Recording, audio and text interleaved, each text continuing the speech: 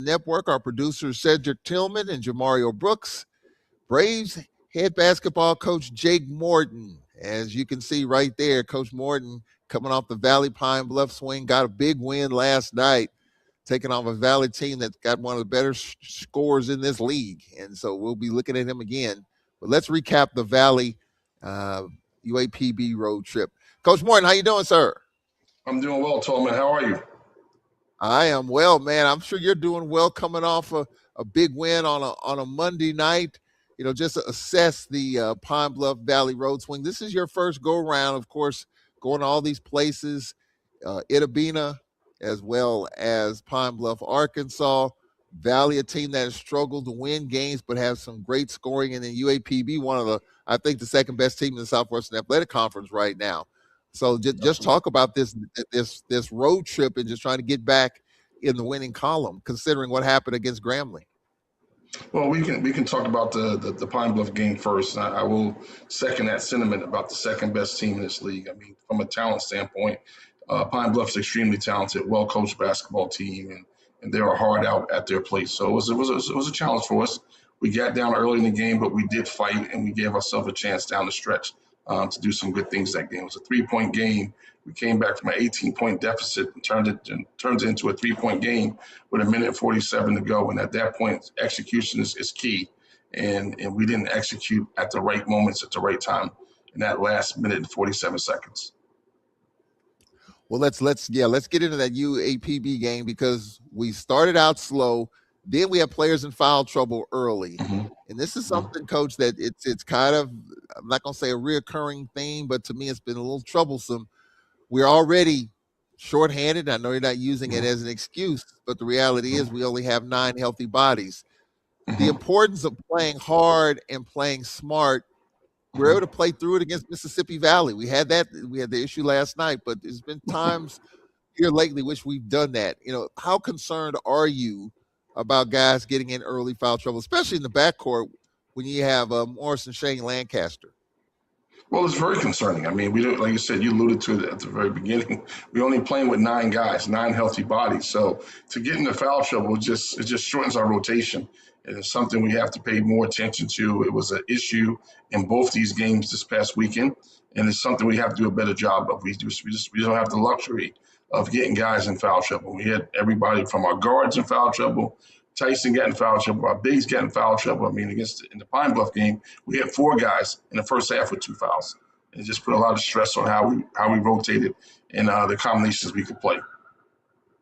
Which can you stomach? Which can you manage?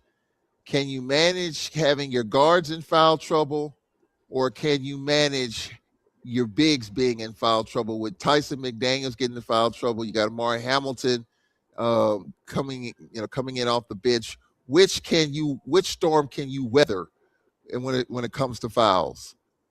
Well, let's think about this. All right, we have 9 healthy bodies. We have 4 guys on the bench, 2 bigs, 2 guards. I don't think we can weather either one of them. I mean, we literally have 2 subs off the bench on our front line, and we have 2 subs off the bench in our backcourt. So to that, I mean, neither one really. I mean, they hurt equally. I mean, we get those guys in foul trouble; they hurt equally. And in the Pine Bluff game, we had 2 of our frontline guys in foul trouble and 2 of our guards in foul trouble. So, it's a next man up mentality. And we had some guys that necessarily played the minutes they played in the first half, and they had to step in and play a little bit. And that was the same case in the Valley game as well. Getting guys in foul trouble. It's something we have to pay close attention to going down the stretch because we don't have that long rotation of guys we just can throw in there. Well, let's look at UAPB's lineup. Of course, we're going to see him again. Quentin Williams with Alex Morosini, Jaquan Scott, Lon Charles, and Trevon Payton. What about this lineup, Coach, that was troublesome? They can score the basketball. Morosini really was the distributor.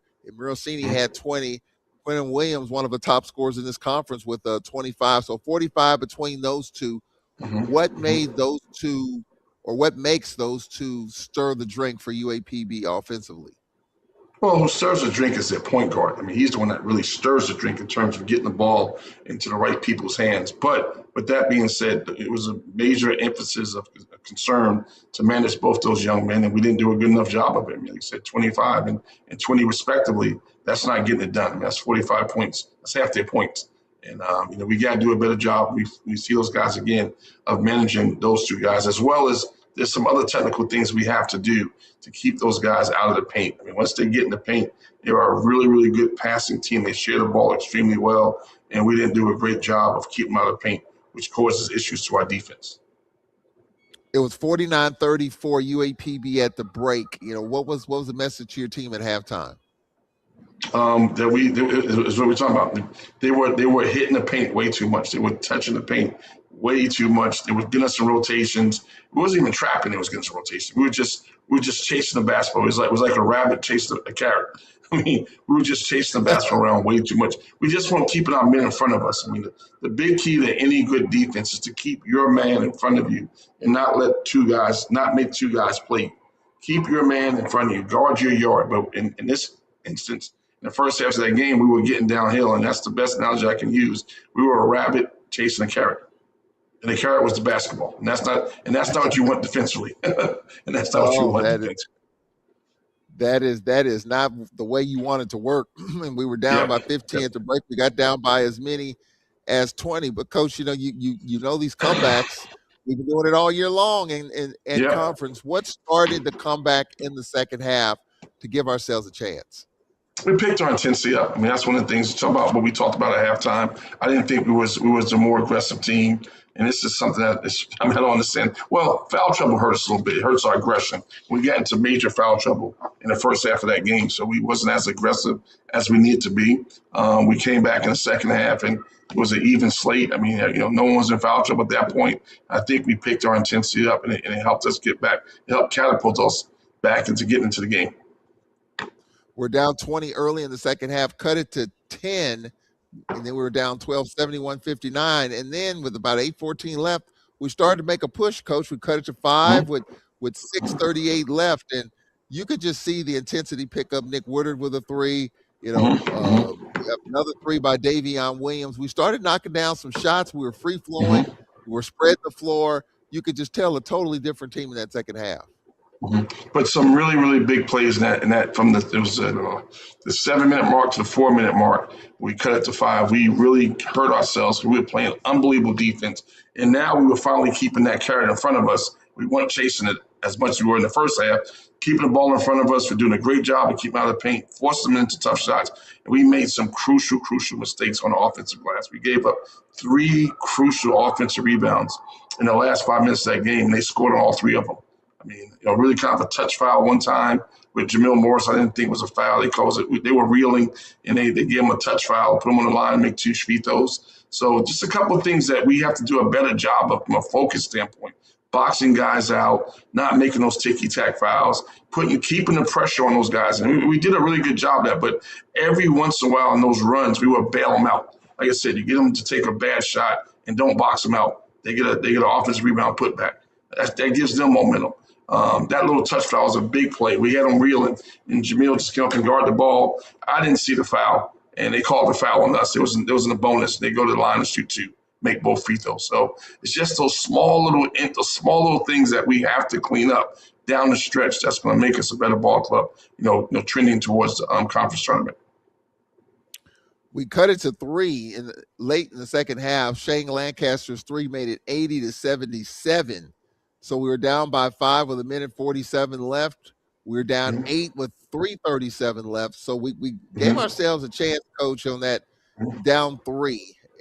Talk about the strategy the last 15 seconds. I guess we had to foul, put them on the line, hope they would miss and give ourselves an opportunity. But they made a free throw, a steal by Murasini with a couple of made free throws by Charles, made it 82-77. And so just down the stretch there, you felt like you had a real good chance to figure out a way to take it to overtime. Yeah, well, I'll be honest with you. It's just the thing that's been hampering us the whole year. Like I said, Offensive rebounds has hampered us, but we've been inconsistent with that. We've done a good job in some games of boxing out and controlling the glass. I mean, this particular game, at the crucial moments of the game, we didn't do such a great job of controlling the glass, allowing them second chance opportunities. But it's the old adage with us. I mean, shots at the rim, the bunnies. We're using the bunny rabbit analogy today, right? Those bunnies at the rim, missing them again in that particular game, and offensive rebound. We cleaned those two things up in the last 5 minutes.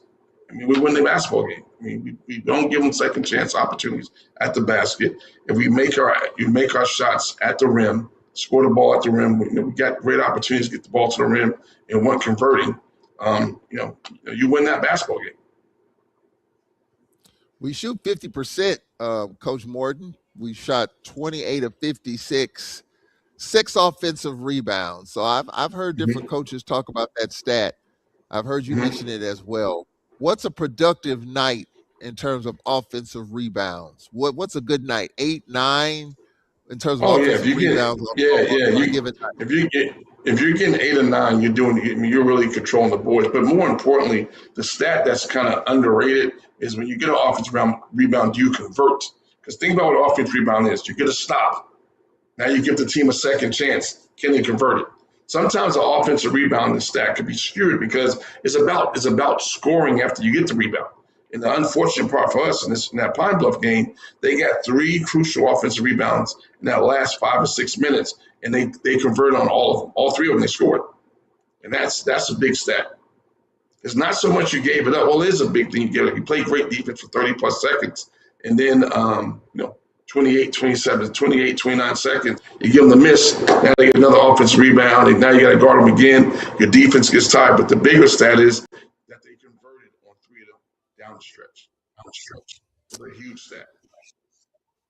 Final score 84-77. The Braves. Tyson McDaniels with 12. Off the bench, Davion Williams with 18. So, Coach, you made a change, and starting Travis Roberts, starting with that Pine Bluff game, and again against Mississippi Valley, trying to get off to better starts. Travis Roberts playing a little bit better, but bringing Davion Williams off the bench. He was starting early in the season, then off the bench here.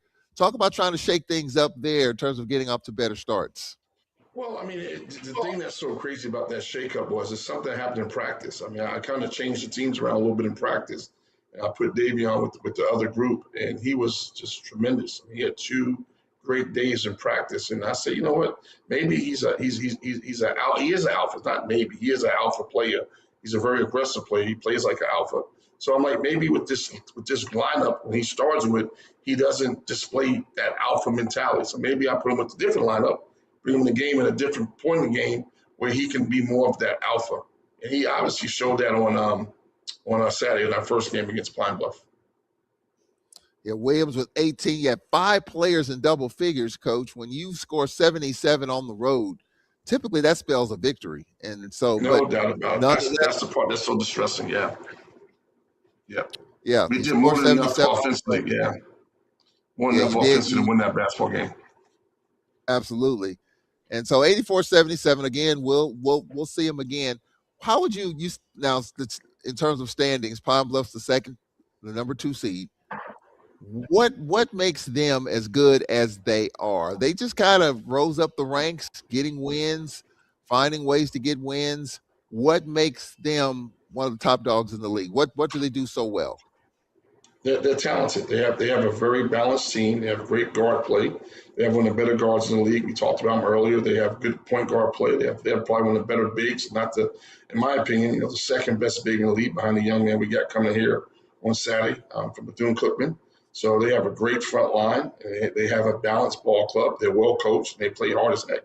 I mean, it's a really good basketball team. It's a team that's is no surprise to me as a coach watching them and watching them playing against them live that they're in the position they're in. They are a good, sound basketball team. And they go to Alabama this week, so we'll see how things shake out there.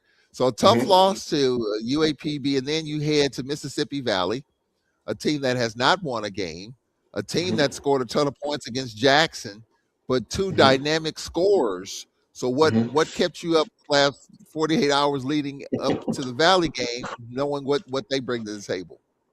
those two scores and knowing their impact on that team. I think you and I talked about this, Charles, before the game. I mean, a big key for us was to minimize those guys, those two guys, and not let them score 50 plus points. I mean, the games they score 50 plus points, it elevates their offense, and they can score at a high mark. I mean, they played the night before we played them against Jackson, scoring 80 plus points. Very scary. It was a very scary game, very scary team. But a big key to that game for us defensively was to try to limit both those guys. They got a 1-2 punch as good as anybody in the league. As good as anybody in the league. Well, you're talking about Michael James and Daniel Mayfield, and James with 28 points. And so he carried that team for most of the game. There's no question about that. But the storyline to James me, was the fast start that we got off to, Coach. We never trailed in the game. Got off to a really good start. I'm sure you want to bottle that start the rest of the way. Yeah, that's the key. I mean, that was the whole thing. As we talked about it for 48 hours leading to that game, that we have to get off to a good start. There's no if, us, ands about it. We have to get off to a good start, and we got to find a way to maintain it going forward. Yes, sir. So it was 36-25 at the break. What impressed you about the first half?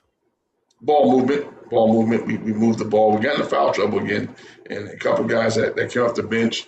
The ball was kind of sticking with that first group that played ball. That's what got off to that great start. The ball was moving, was not sticking, getting the ball from side to side. The ball was touching the paint, and we got a lot of good shots out of that in the first 10 minutes of the game. And shot a really high percentage based on the fact that we were getting good shots. Explain to folks when you say the ball is sticking. I've heard you say that quite a bit here lately, but I've heard coaches say that as well. What does that mean? Well, sticking is two things to sticking. It can stick in one player's hand way too much, where a player's dribble, just dribbling the air out of the ball. Sticking can mean that ball is stuck on one side of the floor, which is bad offense. That's another form of sticking. I mean, everything in our offense is predicated off getting the ball moved from side to side, ball movement, people movement, getting the ball in the paint, touching the paint through dribble penetration. Those are things that make our offense go. And when we do that and we have that kind of movement and that kind of motion, that kind of people movement, when those things happen, we have much more success in the offensive end. And not to say we're going to make every shot we take, but it just kind of is funny how it all works out. We get good shots. And when we get good shots, we shoot a higher percentage than normal. So it's 36-25 at the break. Valley made a push. Coach cut it to 10 in the second half. And so James, to me, it's in the second half, James said, look, get out of the way. I'm going to carry this team. But I think you cut him off a little bit and he got others involved. But I'm sure you'll take that as compared to letting James just shoot his team back in the game. Well, he was trying. I mean, it wasn't a lack of effort on his part of trying to shoot his team back in the game. And James, I've said it, he's probably, in my opinion, the second best guard in this league behind the young man at Jackson Ruffin. He's a really, really good player, special player. He's a special scorer. He was really focused on this game. He's a good player. He's a really good player. Well, Amari Hamilton stepped up as Tyson McDaniels got in foul trouble, and you had to deal with it as you mentioned. Jameel Morris went down for a period of time.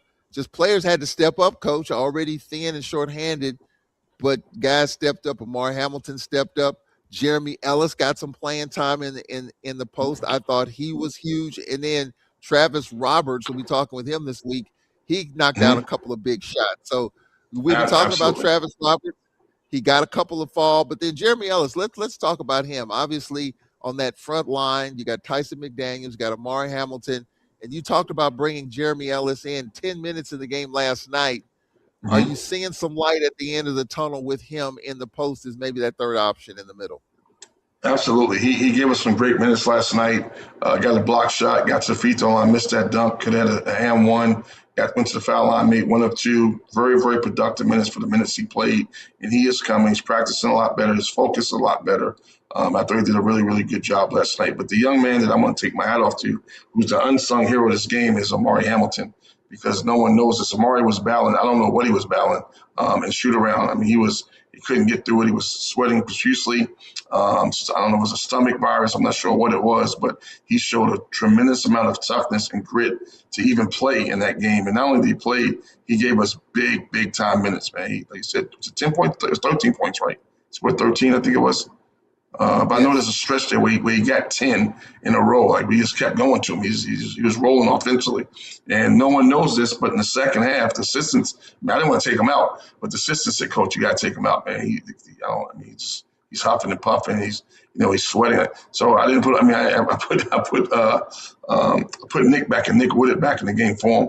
And it's at a period when they made that run, and he was actually a guy that was becoming like a go-to for this game. And we took him out the game because he had that look, it probably flu or cold or something he was battling.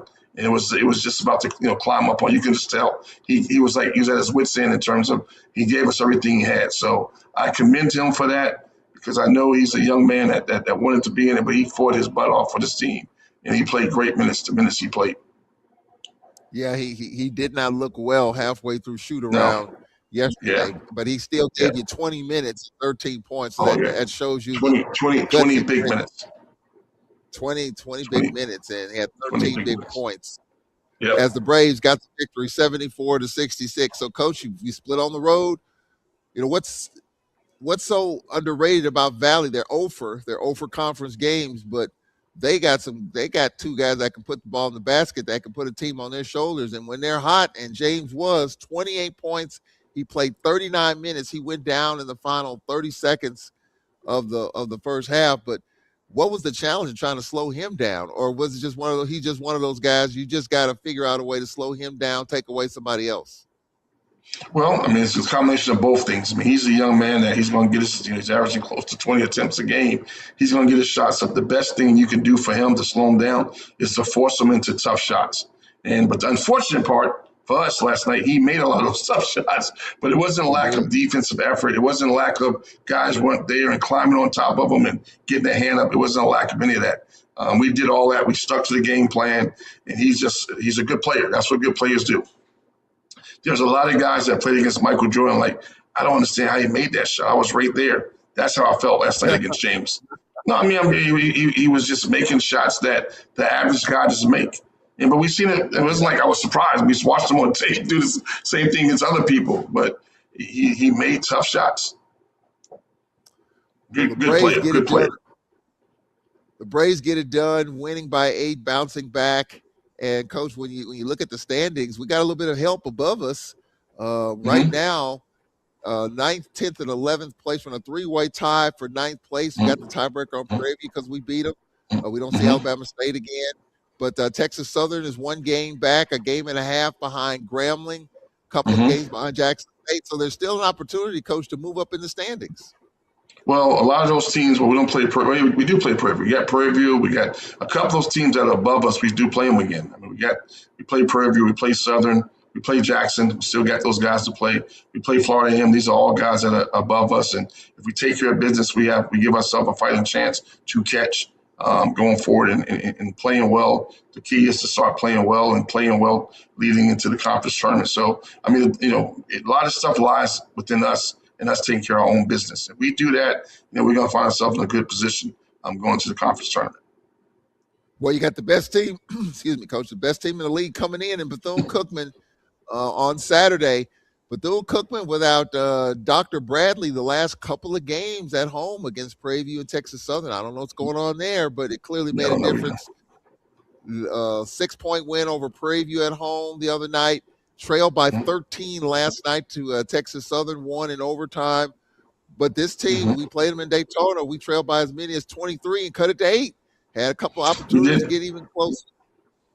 Well, Dr. Bradley was a big part of that win for them. We played him down there. I'm not sure what's going on with him. Is he hurt? Is he sick? It could be the flu. Obviously, Amari's battling something. Ruffin was battling something in this road swing for Jackson, the guard for Jackson. He didn't play in both games. I think he's he's battling some type of flu or virus type situation. I'm not sure if that's the issue with Bradley. I don't know what the issue is. I'm going to try to dig into that a little bit this week to find out, what's wrong with him. Is it flu, ankle, knee? I have no idea. I just know he hasn't played in those 2 games, but he's a difference maker for him. There's no doubt about that. But without Bradley, this is still a very, very talented club. I mean, very, very talented ball club. And then Florida A&M, we were up 8, and then we wound up losing that game. When you look at the Rattlers and Charlie Ward ball club, his first season kind of up and down. What do you expect the second go round with FAMU? Well, they scored 100 points last night against Prairie View, so that's always alarming and concerning. This is one of the more frustrating games for me as a coach because we managed that game for 32 minutes. We had it. I mean, we just managed the game, the tempo, the flow, everything was where we needed to be for the first 32 minutes of the game. And the last 8 minutes of the game, they changed defenses. They went to a scramble, run and jump kind of a panic type system, and we just didn't handle it very well.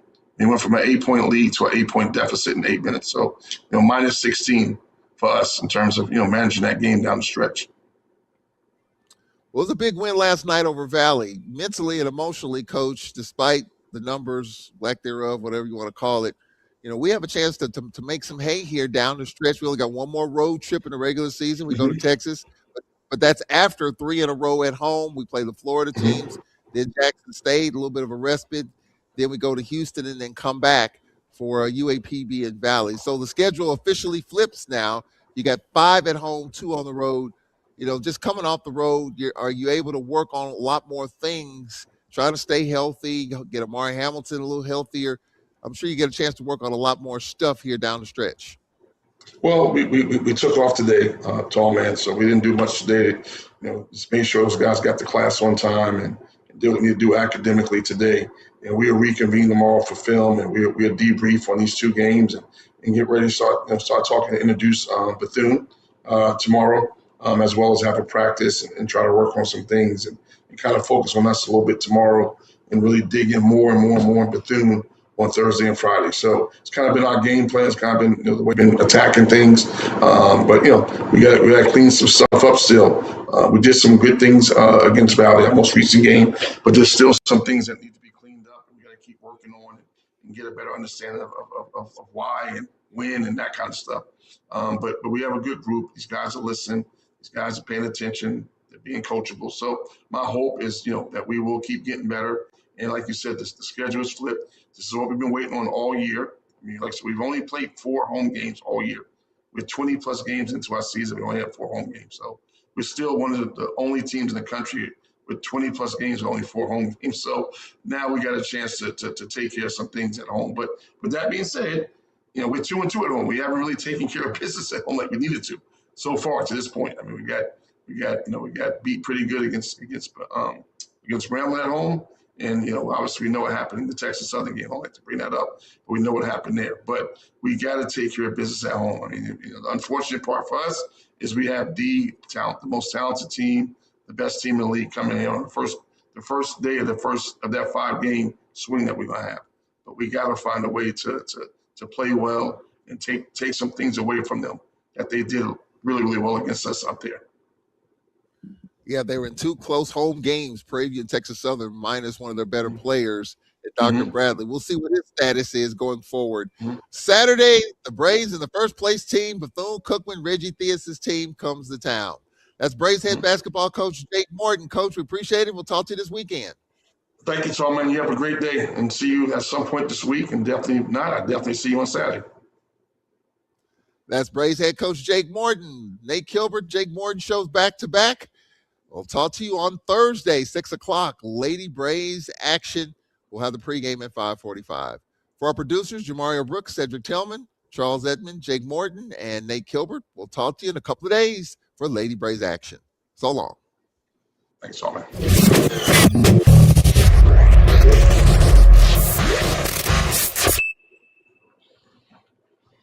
What's David?